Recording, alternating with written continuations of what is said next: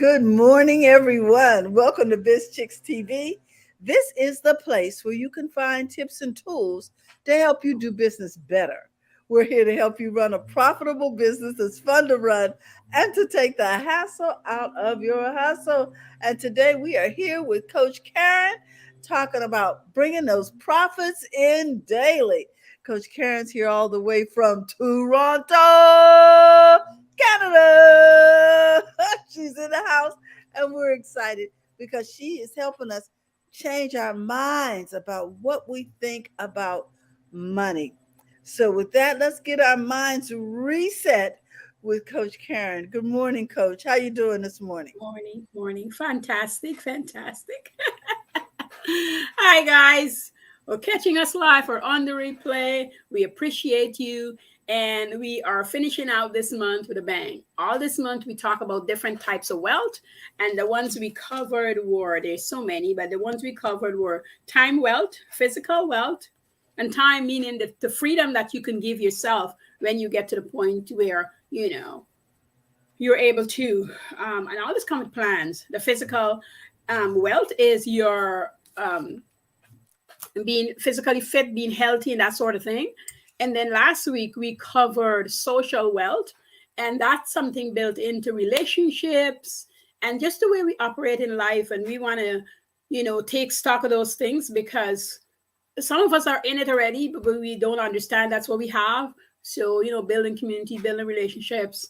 And this is a give and take world. So whatever you give, you get back. And if you give a lot of crap, you're going to get back a whole bunch of it. No ifs or buts. So you don't want to think on that one. And today we're doing the one that everybody knows and everybody just looks forward to, which is financial wealth.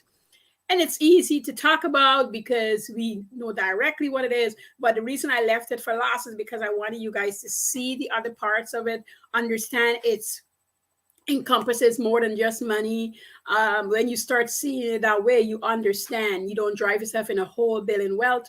You make sure that you're healthy to enjoy it and healthy along the way and enjoy along the way. You don't want to wait till the end to enjoy. You want to be able to enjoy along the way. And when you have all those things, imagine you being healthy as you can be. Yeah, you're going to get a cold, a flu, things that might happen to you. But when you're healthy, it's easier to bounce back. Right? And when you understand how to behave socially, you have this community that helps raise you up. And when you have time, you could donate it and volunteer or make that time, and you don't feel suppressed that I'm volunteering another year here, another day here, and I have this bill to pay. I want you to have that time that you can do it. And it's really about the mind too, because you could be down on your luck and still volunteer and give time with the understanding of where you're going. So don't get me wrong, it happened both ways. But today we're going to cover what is financial wealth. How do you get to how do you get financially wealthy? Like, how do you do it? The understanding and being a great money manager. That's a stepping stone towards creating your wealth. And so we're going to talk about that a little bit today, because I want you to have the equipment in understanding all these facets so that we can talk about hands-on things for the next quarter. Take these little steps and use them wisely. Because everything I teach you here has been proven, has been done not only by me, but so many other people. And watch it come to fruition. If you're doubting, it's just because you think you can do it. But the truth is, if you apply it for the next 30 days, the next 90 days, you will see, first of all, you're going to change in the first 30. And in the next 60, you can start taking action. And by the time you hit 90 days, the combination is going to take you, maybe not all the way, but at least it'll give you the insight that this is possible. Don't be afraid, guy, when something takes you a year, 5 years, 10 years. Most things that you want to acquire that is of any quality is going to take you 3 to 5. That doesn't mean you're not going to get small wins in between. It just takes time. And if you're really building up big, you're looking at 10. Don't get fooled by all the quick, easy money people talk about. It's not sustainable. If you don't understand how to create, it's going to come in and it's going to leave. So that's why I give you all these bits and pieces. All right. So what is financial wealth? Financial wealth is assets of worth, meaning things that we can turn into liquid cash, cash itself, all your investment, all those things are your wealth, right? That's your financial wealth. And some people start with a house. Matter of fact, some people start with a car. And the thing you'd hear about a car is depreciating, which is true.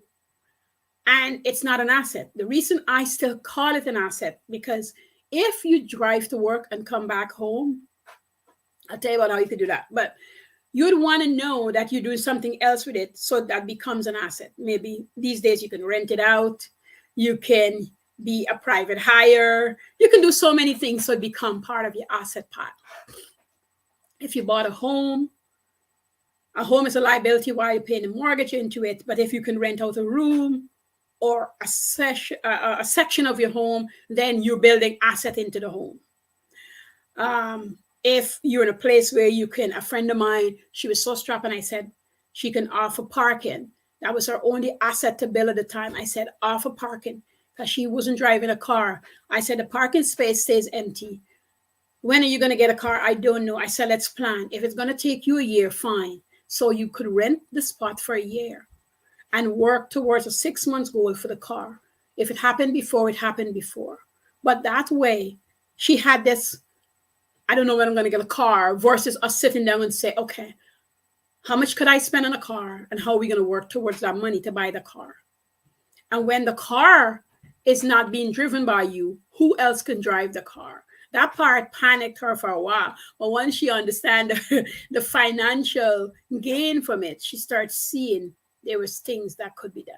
All right. So we know all the things we talk about that can bring assets, but there's so much other little things that sometimes we don't even think about, right? These days you can come online, but those days you can share a recipe.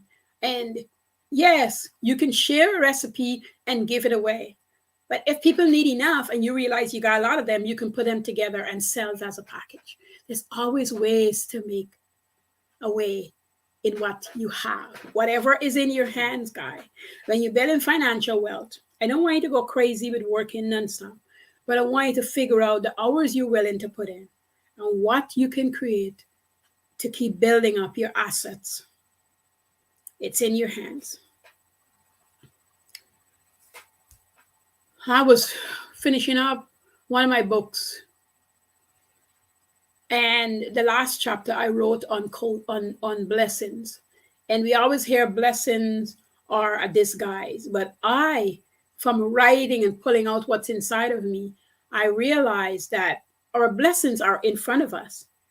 It's the work that we do to get to see it. So the disguise, as we like to quote, is in the work. If you do the work, you will see it appear. This is why you see your blessings after the fact, because you're not aware. It's like blinders are on. It's right there. It's within you. But you're busy spending a lot of time complaining, not doing the work, lying to yourself, hiding from yourself. You know you can't, but you still try. In different ways, right? So my goodness, that is just terrible how we lie to ourselves. Right? The blessing is in the work. Yes. It's in the work. So guys, you know what I'm going to say, get up and do the work. And no matter how hard it feels, it's a temporary hardness. If you ever watch a movie and it was hard to understand, watch it again. And then watch it again with pen and paper. And take off the sound and observe the actors' movements and behaviors. See what you're learning. Also understand what the movie is telling you. Not anybody else, just you. You will learn so much about yourself. That's a good way to start understanding things about you. All right. So moving right along, let's talk about how do you get to financial wealth. First, you need to understand your net worth. And so I want you to start looking at whatever you do in the net terms, because whatever is gross, which is the revenue, we talked about that about a month ago or so, it's not the money that is yours totally, right? That's what the company brought in. And just like when you work, your revenue that you earn is not what you bring home. You have to pay taxes and what have you. That's your gross. So we want to always look in terms of net worth. So if you're making 15 bucks an hour, 25 bucks an hour, what is the net worth of that $25 versus I work at $25? When you start understanding that, you start understanding where your asset lie, what happens, how this is divided up, where the money goes. You're not living in this existence as I made $25 an hour. Rather, if it worked out to be 20, then that's where you're living off of. 21, whatever it turns out to be, that's the number for you. And that's what you got to look at. And how do I divide up? And how do I build that up? Mm. Guys, I got to tell you, when you're starting something, it really looks so small. I remember when they first start talking about money here and people putting aside $50 a month. And a friend came to me, she says, God, why would I want to put aside $50 a month? That's nothing. And I said to her, how much are you putting aside now? She's like, nothing. I'm like, so it's $50 versus nothing. Do we see? Exactly. And it's $600 at the end of the year. At the end of the year. Mm-hmm. And also the company was matching it. We don't have 401 like you guys. We have RRSP. So the company was matching it 50. So I sat her down and I had her bring the paper to me and I said, so you're saving $100 and they're saving 100 right alongside you. So that's 200 a month. So that's 1,200 a year. I said, two, when the month has 3 weeks, so it's 13, it's not really 12 anymore. It's 14 because That's 13. five. Some months have 5 weeks. Mhm. Mhm. And then I sat it down, I said, and look at the interest. And look, they're showing you the chart. If you stay within this time frame, how much you're going to end up with, plus the interest. I said, would you do this on your own? Because we had a choice not to take it. It's just offered. Mhm. And she said, well, I'm tight already. Why would I let them do this? I said, then you're going to learn to live on much less, or you're going to figure out a way. Mhm. And wherever you are now, if you need to move, that's what you need to do. If you need to get a tenant, that's what you need to do. At the time, she was moving into a condo. And I said to her, do not buy a condo, buy a townhouse. It'll give you more flexibility. She Mhm. said, Karen, I don't want tenants. I said, but you of yourself. So it's two choices. You either keep your full time and get a part time job, or you keep the one job and you get a tenant.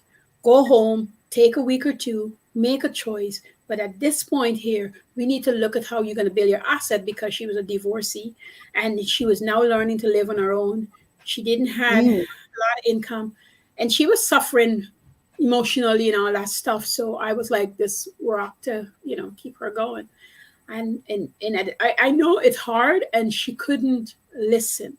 She couldn't hear me because she was in so much pain. Mhm. Yeah.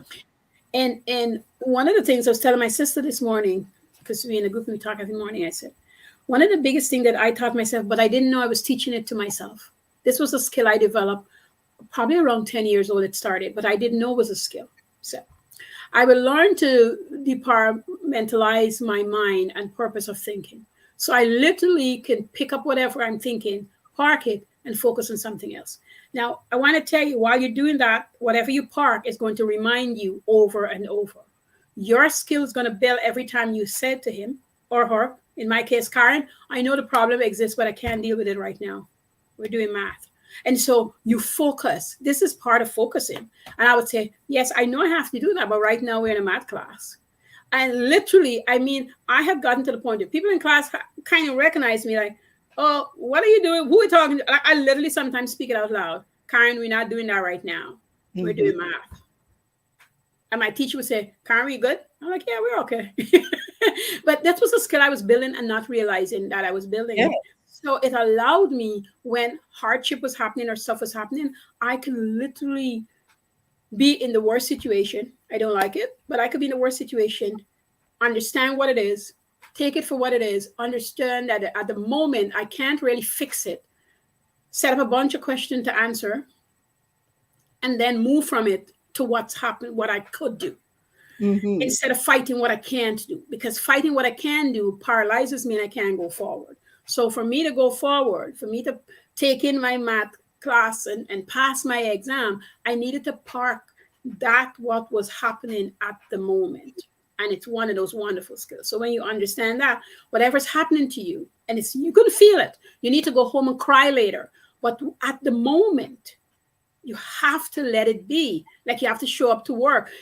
We see happy people show up to work. Those people got a lot of problems too. But they figured out how to drop it, not totally, but put it in a sponge, soak it up in a sponge until Okay. they can release. So maybe they have to wait till I go to the washroom and cry it out, wash their face, come back in and be okay again.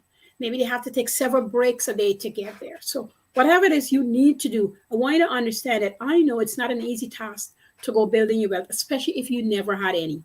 If you've only ever had $20, $100, or $1,000 and you were happy, and you never moved from that, whenever you move to $2,000, it's going to be like the craziest fight you ever did. You went up several hills. It's not true, but the body doesn't like it. The mind is lazy. So it can make you get a cold. You can get the flu. You can hear about everybody getting sick. Let me give you some good examples of what happened. You want to sleep a lot. Your eyes are burning. Your allergies showing up. If you had a long illness before, it's all the way to the front of you. Wow. And everything that you can imagine will come forth. When you start understanding what to do with your mind, though, you can park them. You can literally say, I don't have the flu. I feel feverish, but I don't really have a bug or anything wrong with me. The thoughts in my head is causing these side effects. And you start walking, and I promise you, it feels like it's crazy, but movement changes it. Wow. And if you are really getting a cold, you say, well, if I'm getting a cold, so what do I do? What kind of tea would I drink? What kind of soup would I need? Start asking the questions and then get out there, buy the soup, make the soup. I don't care. Drink the soup. I said, drink it. And then get on with your day. And if you know you need rest, go take a half a day rest. But do what you got to do, because it's going to last 2, 3, 4, 5 weeks if you let it. Days into weeks, because you're building something great. And these opposition is part of it. When you want to build $10,000, that's what's going to happen. I just didn't understand when I was younger. This is what was happening. I learned over time because I watched the pattern. When I first realized I was making $2,000 a week in my home country, I had to sit down. And I think within a day or so, I got diarrhea. Now, that means I can't perform to the best of my ability. I'm feeling weak and tired. And my grandmother say, "Can you just drink a lot of water?" She's like, "Don't worry, you just drink a lot of water." And that's all I did. I just flushed myself out. And it didn't last 3 days. Within the next day, I was up and ready to go again. Wow. I just tell my customers what they got to do, because now my brain is understanding. I'm actually making some good money. I wasn't making good choices with the money I was making, though, but I was making good money. I hear you. Yes.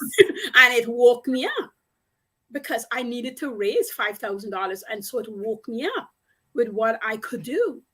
And when I hit $10,000, I started to feel sick again because I wanted to go to 20. And so that $10,000, I didn't work for a week after making it. And some of it disappeared. I can't even tell you what I spent it on. And I said to myself, so this is the pattern. So when I hit 20, I freaked out because I was probably about 23 at the most at the time. So when I hit 20 grand, I was like, holy. And I'm looking at the monies. And lo and behold, I lost it all. Oh. I think that's very interesting, because when we initially make quite a bit of money and we don't have a plan for it. There you go. No plan. And we haven't changed our mindset. Right. We don't know what to do with money because we haven't been taught what to do with it. Right. Because the people that taught us didn't have excess. Exactly. So I'm going through this teaching process of myself. So it's a lot of trial and error. Yes. Man, I'm beating up. I'm sliding down these hills. I'll raise back up and I'll slide down these hills again, And when I lost that 20, I was paralyzed for nearly 3 months. Like I was doing, but I wasn't really doing anything. Business went on hold. I moved from where I was. I lost all my customers. I was just in this pits of pits. And I always said, my mom has a cousin that would visit us at different times. And I always feel every time she comes around, it's this message that comes. And I would tell my mom, and my mom would say, oh, she just come to see me. But I always think this lady would come with some kind of message. She never says anything, but she comes. And it's always at this time. And I'm like, why does she show up then? Right? And my mom wasn't in the country at the time, so she didn't come to my mom. She's coming to see her aunt, which is my grandmother. And she says, where's your grandmother? So she's not home. She said, anyway, I'm going to spend some time with you then. I guess I was supposed to see you. And she just sat there and just chatted me up. Mm-hmm. But when she left, Terry, I started figuring out what was the next move. And she came, she looked around, was a new apartment I had. And she says, okay, so you need some curtains. All right, let me help you get some curtains. I'm going to sew them for you. Just get me the material. I'll get them set up for you and I'll be back. And she left the day. And I kid you not, the next day I said, okay, I know what I got to do. It's almost like she came and her presence always sparked this stuff in my mom. And I would see it was doing the same thing, whether she understood or we understood or not. And it's not immediate understanding. This, let me tell you, it takes a while to understand. So I want to know, why am I telling you this? And I'm going to go forward in the story. But why I'm telling you this is so you can understand that when you're building, sometimes we don't hear all the things that people go through, because the internet is a place we just tell you stuff for you to hear the tip of the iceberg. But there's all these things that happen. So when you're panicking, I can't build wealth, coach. I've been trying to save money. Nothing's happening. Let me tell you, I understand the outer things that happens because of what you're feeling inside, what you're pulling towards you. Okay. This is part of the problem. This is part of the problem that you are able to solve. Let me just say this too. You're able to solve it once you understand what is happening to you, me, whomever, because everybody shows up differently. All right. Wow. I just never thought of it that way. Everybody shows up differently. Being a good money manager is a stepping stone towards creating wealth. And me having to experience all that I talk about taught me to be a good money manager. After this had happened, I look back and I say, Caren, what is it you did when you started your business selling oranges? You always wrote it down, but when money started getting bigger, you stopped. So I stopped keeping track. I stopped paying attention. There's enough to go around, give away, not worry about. And so I lost the processes. And so that was the first thing I did. When I returned to making money, I wrote everything down. I was starting off with $200. That was it. And I didn't know how far it can go. And I started to investigate what would I do with this $200, because that's all I had. And that means I had to buy groceries for my home at the time. And I still had to figure out how to use that part of it to invest in my business again, because my business was food. And I thought to myself, if I stock 100 and I invest the other 100, it would make sense. Okay. But the market at the time looked so dire. People were in, I guess, recession, you would say at the time. It felt like I was going up a hill, a straight hill, and I wasn't sure. And the place I moved to was so quiet that I don't even know my neighbors. And it felt impossible. And I remember investing in the product base and just feeling like there's no way this is going to work. I literally went down where I used to live. My grandmother was still there. And I told her, and she says, if anybody could turn this around, it's you. And I said, but I don't know how. She said, of course you know how. You'll figure it out. And I left thinking, I know you got a lot of faith in me, but this time you're wrong. I can't do it. I don't know how. I think by the time I got off the bus and started walking into my apartment, the tears just rolling down my face, that I really don't know how, and I don't know what to do. And nobody believes me because I've done all these great things before. So nobody believes I don't know what to do. And I got into my kitchen. I cleaned up my place top to bottom. And I started in the blind. Let me tell you, you can start anything when you're feeling blind and don't know what to do. You do what you know to do. Yes. That's what you do. You do what you know to do. If you sew, you sew. If you cook, you cook. If you bake, you bake. And I had some skills. I started looking at, I can clean my house top to bottom. I can wash, I can iron, I can cook. I started giving myself all the pointers of the things I could do. Mm-hmm. I know to do well. And I know that people appreciate when I do them. So I said to myself, if I make it and I couldn't sell it where I was, where would I want to go to sell it? I can go back to the people who know me and I could sell it to them. But I look at the distance and it made no sense. So I decided, I said, if this is where I'm going to live, I'm going to have to find the people in my area. And I did the unthinkable, of course, at the time.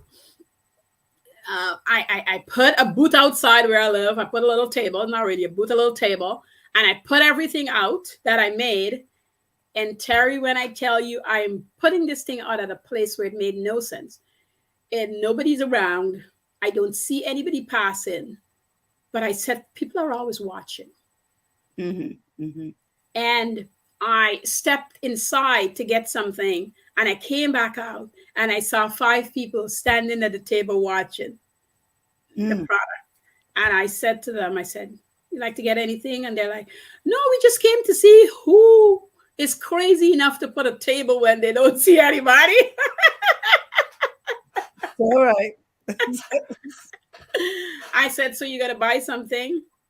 And one person said, let me go back and get my purse. The other person said, I'm not sure. But the one person that bought said, this is pretty good. And so the other 4 bought. And at the end of the afternoon, everything on the table was sold out. There you go.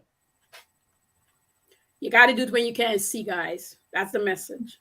You got to do it when you can't see it and you don't know how. You still have to do it. So if you want to build your financial wealth, you're going to have to do a lot of blind things, okay? We talk about all the things you got to do. But when you come to building wealth, we know that everybody's got some kind of mechanism inside of them that's going to try to stop them from climbing to the next height, whether it's $100, $1,000, or $10,000. So if you want to be a millionaire, prepare for the climb if you never made any money. It's not impossible. Just prepare for the climb, okay? And there can be a lot of failures and a lot of bumps in the road. And I'm not saying this to the point, I'm telling you the truth versus telling you could just get it, okay? Yes. But when you understand that, you can make any money you want to make, any kinds of money you want to make.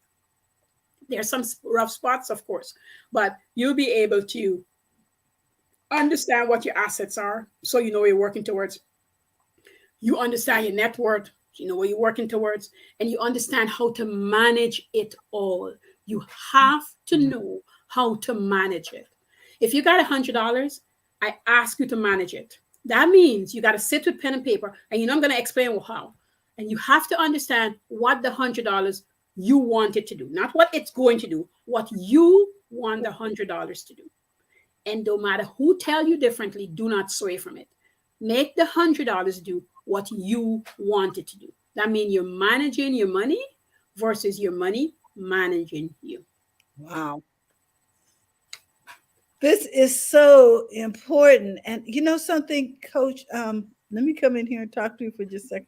Mm-hmm. What's really important to me from this lesson is that a lot of times we have money sitting over in our checking accounts, our little savings accounts, not necessarily our long-term investments like 401ks, Right. but sitting there waiting for the next bill. Yes. When we should be putting it to work. Yeah. It always needs to be working. To be bringing in some kind of revenue. Yes. Yes. Be it in the financial market, be it, in the in our inventory, something in advertising. It should be out there bringing in more revenue. Yes. Yes. Yeah. And this, what would you say, stirred up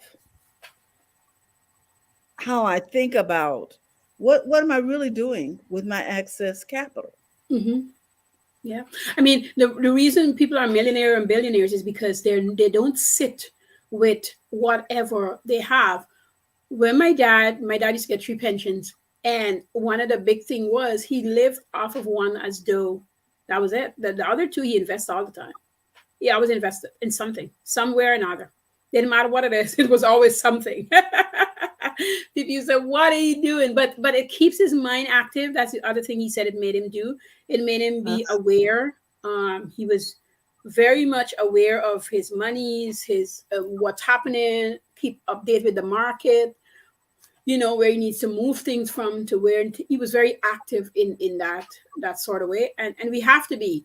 And guys, I tell you, no matter how small it is, you have to be active. You don't be active when you make a lot of money. People who own 10, 20 properties, it started with one property.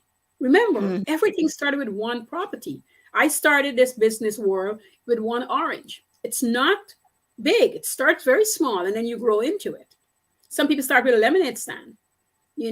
Some people start with one car and now my friend's son has 3 cars on the road. He started with one car. On turbo. And now his mom helped him manage 3 cars. People come and rent them. Uh-huh. When he's traveling, she handles the rentals. Mm-hmm. He started with one car and was on disability. He literally got damaged at work. No pretend, like really, like they told him, they said, you don't need to work for the rest of your life. We're gonna pay you. His whole hand is damaged. It damaged him. There's no pretend disability. And yet he is making sure that he's looking after, because he got twin girls. And he says, I don't want my girls to suffer. So I'm looking after them. Wow. Yeah. I'm not just sitting around with a disability. What can I do? I can do hard labor. I can do things with this hand because it's just not functioning. Uh-huh. And they're worried going to put strain on the other arms. He has to do light things. So he had to figure out what to do. And now he does car rentals. And it just makes sense. That's too much. Yeah, you can't sit with it. And you can't say, well, they not give me enough disability. It is a disability he has. This is not a pretend nothing. This is caused through work. It's not even government paid. It's a private company that knew it was not his fault. It's just something that happened. Yes, because accidents do happen. Yeah, now, accidents do happen. What I love is the fact that you're pointing out that the things that used to be liabilities or are now considered assets because life has changed out there. Yes, right? Before people would... You were saying, Terry, go ahead. People are renting everything. They're renting garage space. Yes. Driveways, all of that. Yeah. So we need to rethink when we start looking at our assets and reading these older books that are telling us that they're not assets, because life has changed. Yes, it has. It really has. And it shows you. And that's why when you read a book, everything in there is not for you, by the way, first of all. Exactly. And you have to be up to date to understand that some things are for your groundwork and some things are not for your growth works.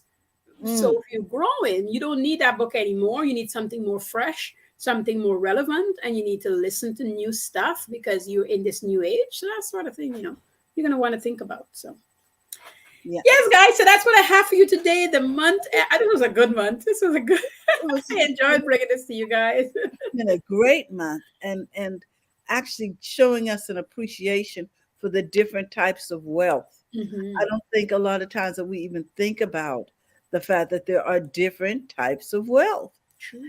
And you pointed out our health, our well-being, just, things that we need to focus on and stop worrying about money. Money will come if we form the right habits. And as you said, money will stay if we manage it well. Thank you. Well put there. I think we've all experienced some losses from time to time, but because we come here every week and you talk to us about bringing in profits daily, we're able to refocus, and I thank you for that, for refocusing us today. I want to point out that Coach Caren, if you're looking to make an appointment with Coach Caren, you can go there through this particular link, and I will put that in the chat. Also, she has a course. You want to tell us a little bit about your Yeah, course? of course. Yeah, vision of possibility. All the things we talk about here is possible, but you got to put some practice in. You got to put some work behind it, and you will surprise yourself every time once you're doing the work. And this course is no different. It can give you some things to do, but I promise you, if you do it, and stay on it, you will see the change in you so quickly. The more you do, the more you see the change in you, and that's what that's about. And guys, not to be thing, but I think in a month time that free 30 minutes is going to go away. It's going to be gone because I'm going to be doing some different things, and it's just going to be a straight either you need to pay for a day or a thing. I've run that for a very long time, and I'm taking that out of the equation. It probably be like a 5 minute if somebody needs something, but you guys hear me here. I talk several places. So that's going away before this year ends, where you just have to book for an hour worth of coaching, and we move from there. Hey, did you hear that? The, the special's about to end. So you might jump in there while you still have time. Coach, we just want to thank you. You bring so much to the table and you spark so many not so many ideas. Some new, some not. Some Mhm. just need to be woken up. So we thank you. You're welcome. We thank you for stirring up the gifts in us. And we want to encourage everyone to follow Coach Caren on Instagram and on Facebook under Profits in Daily. Yes. So, with that, we want to remind you guys it's okay to make money in your business. Yes. We'd love for you to be a part of the BizChicks community. Simply text biz to 33777, or you can find us at bizchicks.net. Also, we want to remind everybody that First Mondays is coming up. So if you're local here in Sacramento, California, we will be at Seasons 52 this Ooh. coming Monday. You can meet us in person. We'd love to meet you and introduce to others what it is you do and how you serve. So with that, we want to remind everybody, come on, it's time to make money in your business. Yes. Let us help you take the hassle out of your hustle here at Biz Chicks. Have a great day, and we will see you soon. Bye bye, everyone. Thanks again, Coach. You're welcome.